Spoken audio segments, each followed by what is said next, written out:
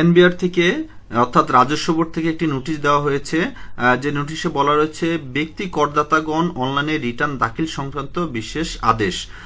তো এই নোটিশটি 3 আগস্ট 2025 সালে দিয়েছেন।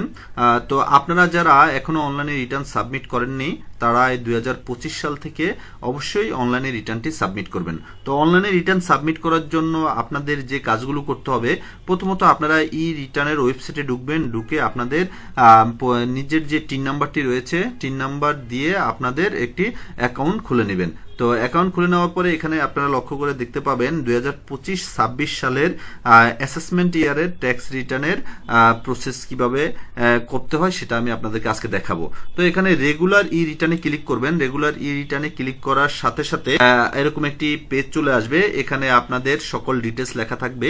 তো এখানে বেসিক্যালি আপনারা কি পারপাস ইনকাম করেছেন সে তথ্যটি এখানে সিলেক্ট করবেন। সিলেক্ট করার পরে আপনারা সেভ এন্ড কন্টিনিউতে চলে যাবেন। সেভ এন্ড করে এখানে আপনারা যে পারপাসে সিলেক্ট করবেন যে আপনারা ইনকাম করেছেন, তো এটি হচ্ছে যে একজন চাকরিজীবী, সরকারি চাকরিজীবীর তথ্য এখানে আমরা তুলে ধরেছি এবং এর পাশাপাশি তার কিছু ফাইন্যান্সের মাধ্যমেও ইনকাম এসেছে, যেটাকে আমরা এফডিআর বলে থাকি।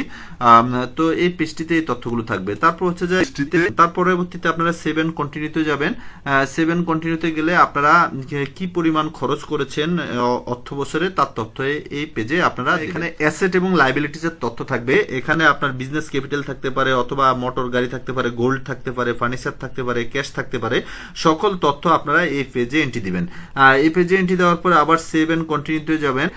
যে পেজে আপনাদের ট্যাক্সের তথ্য থাকবে, টোটাল ইনকাম থাকবে। ওনার টোটাল ইনকাম রয়েছে 4,56,000 টাকা এবং ওনার ট্যাক্স আসতেছে, সেই ট্যাক্সের উপরে ওনার আবার কিছু রেয়াত রয়েছে, রিবেট রয়েছে, এই তথ্যগুলো এই পেজে থাকে। এবং সবার শেষে আপনারা এসে এখানে অনলাইনে রিটার্ন প্রসেসে আপনারা ক্লিক করবেন। অনলাইনে রিটার্ন প্রসেস ক্লিক করার সাথে সাথে আপনি যে রিটার্নটি অনলাইনে আপনি ফিল আপ করেছেন তার একটি সামারি আকারে আপনার সামনে চলে আসবে। আপনারা এই সামারিটা সুন্দর করে দেখবেন। যদি কোনো কিছু চেঞ্জ করা লাগে সেক্ষেত্রে আপনারা চেঞ্জ করতে পারবেন, আর যদি চেঞ্জ করা না লাগে সেক্ষেত্রে আপনারা এখানে রিটার্ন সাবমিটে ক্লিক করবেন। রিটার্ন সাবমিটে ক্লিক করলে আপনার রিটার্নটি সাবমিট হয়ে যাবে।